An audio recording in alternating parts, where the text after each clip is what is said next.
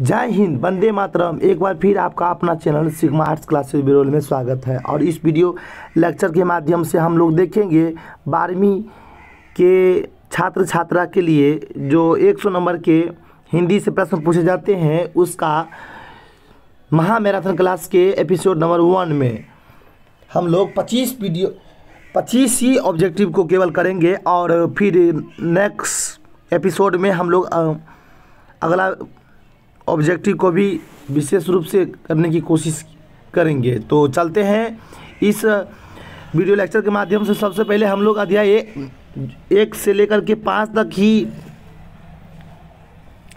तक का ही ऑब्जेक्टिव हम इस वीडियो लेक्चर के अंतर्गत हम देखेंगे। उससे पहले करते हैं वीडियो की शुरुआत करते हैं।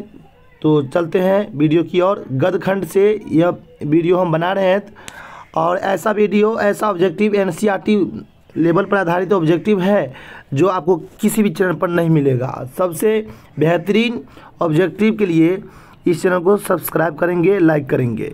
चलते हैं। पहला ऑब्जेक्टिव क्या है कि बालकृष्ण भट्ट का जन्म कहाँ हुआ था। बालकृष्ण भट्ट का जन्म कहाँ हुआ था? तो बालकृष्ण भट्ट का जन्म हुआ था उत्तर प्रदेश में। कहाँ पर? उत्तर प्रदेश में, इलाहाबाद में। हिंदी प्रदीप नामक मासिक पत्र किसने निकाला था? तो मासिक पत्र निकालने का श्रेय बालकृष्ण भट्ट को जाता है। नूतन ब्रह्मचारी और एक सुजान का संबंध किससे है?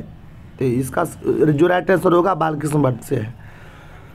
रहस्य कथा किसने लिखी थी? रहस्य कथा किसने लिखी थी? तो रहस्य कथा की जो रचनाकार है उसका नाम है भट्ट जी, अर्थात बालकृष्ण भट्ट के द्वारा ही रहस्य कथा लिखी गई थी। ये बात आपको ध्यान रखना है। आधुनिक हिंदी गद्य के निर्माता किसे कहा जाता है? बहुत ही महत्वपूर्ण ऑब्जेक्टिव, बार बिहार बोर्ड में आने वाला ऑब्जेक्टिव पूछ देगा कि आधुनिक हिंदी गद्य के निर्माता के रूप में जाना जाता है। कौन जाना जाता है? तो इसका जो राइट आंसर होगा बालकृष्ण भट्ट को जाना जाता है।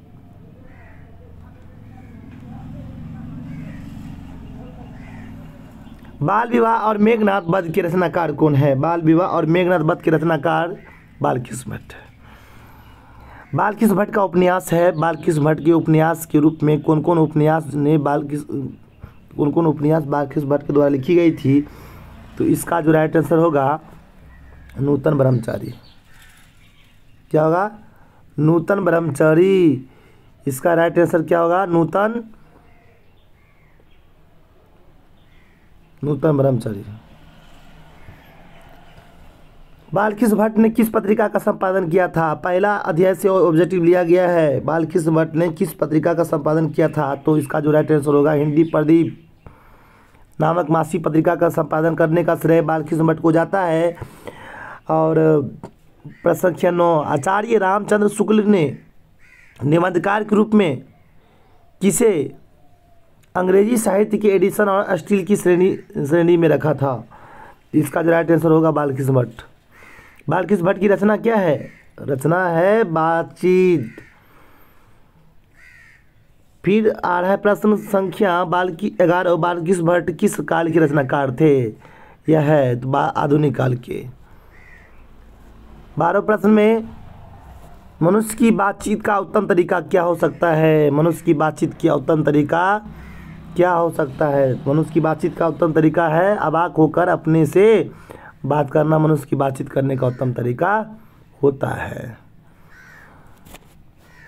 प्रश्न संख्या 13 हम चलेंगे। बालकृष्ण भट्ट किस युग के रचनाकार है? बालकृष्ण भट्ट किस युग के रचनाकार है? तो इसका जो राइट आंसर होगा भारतेंद्र युग के रचनाकार है। संवाद में सबसे महत्वपूर्ण क्या होती है? तो आत्मीयता होती है। कौन सी रचना बालकृष्ण भट्ट की नहीं है? ऐसे भी प्रश्न आते रहते हैं बिहार बोर्ड में, पूछा हुआ प्रश्न है। PYQ से प्रश्न हम लिए हैं। तो कौन सी रचना बालकृष्ण भट्ट की नहीं है?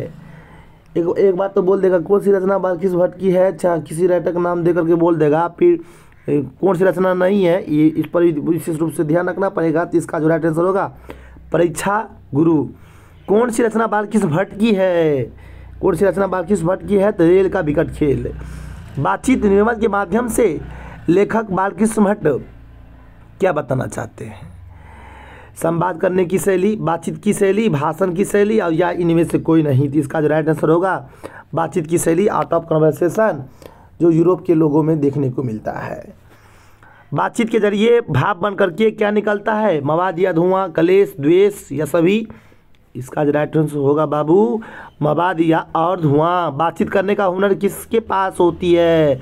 किसके पास होती है बातचीत करने का हुनर? किसके पास होती है? अमेरिका वासियों के पास, जापानियों के पास, यूरोप के लोगों के पास, हमारे पास। तो किसके पास होगी? इसका राइट आंसर होगा यूरोप के लोगों के पास। बातचीत करने की शैली किसके पास होती है? यूरोप के लोगों के पास, क्योंकि वहाँ के लोग शब्द रस को इतनी बारीकी से मतलब सजाने का प्रयास करते हैं जिससे सामने वाले व्यक्ति उसके बातचीत के माध्यम से मोहित हो जाते हैं। इसलिए यूरोप के लोगों के पास बातचीत करने की शैली विशेष रूप से होती है और अपने काम करवाने का अंदाज भी उसको बातचीत करने की शैली से ही पता चल पाता है। भट्ट ने हिंदी प्रदीप का संचालन कितने वर्ष तक किया था? तो भट्ट जी, पहला अध्यक्ष जो प्रश्न लिया गया कि भट्ट जी अपने पैतृक काम को भी छोड़ दिए थे और हिंदी प्रदीप नामक मासिक पत्रिका का संपादन लगभग किए थे, 33 वर्षों तक किए थे। ये बात आपको ध्यान रखना है।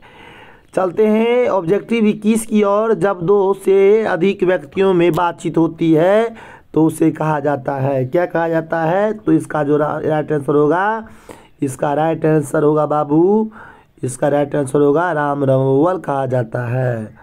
राम रमोवल कहा जाता है। सच है, जब तक मनुष्य बोलता नहीं है तब तक उसका गुण दोष प्रकट नहीं होता है, अच्छाई बुराई प्रकट नहीं हो पाती है। तो इसका जो राइट आंसर बहस का होगा बेन जॉनसन के द्वारा बोला गया। बेन जॉनसन के द्वारा क्या किया गया? बेन जॉनसन के द्वारा बोला गया कि जब तक मनुष्य बोलता नहीं है तब तक उसका गुण दोष प्रकट नहीं होता है। बोलने से ही मनुष्य के रूप का साक्षात्कार होता है।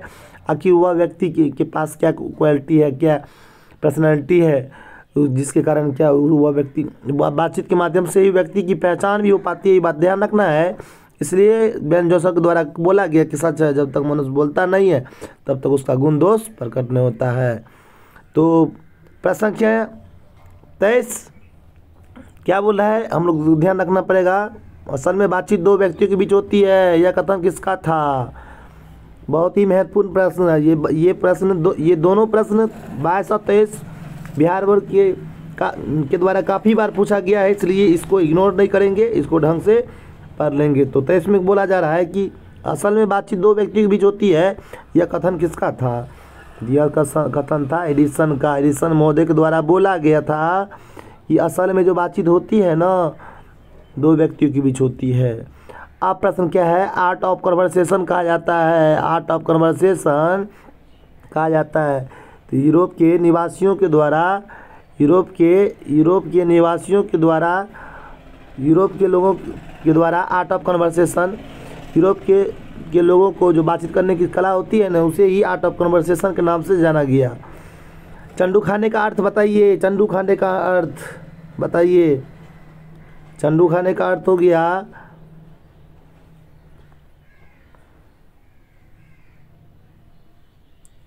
अफीम खाना, भांग खाने वाला,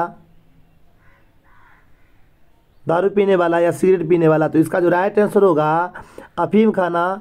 मिलते हैं नेक्स्ट वीडियो एपिसोड 2 लेकर के। तब तक अगर आप हमारे इस चैनल पर नए हैं तो चैनल को सब्सक्राइब कर लेंगे, ताकि बिहार बोर्ड के सबसे बेहतरीन ऑब्जेक्टिव, हिंदी के ऑब्जेक्टिव आपको हमारे इस चैनल पर मिल सके। तो चलते हैं नेक्स्ट वीडियो की ओर। नेक्स्ट वीडियो में हम लोग मिलेंगे। तब तक के लिए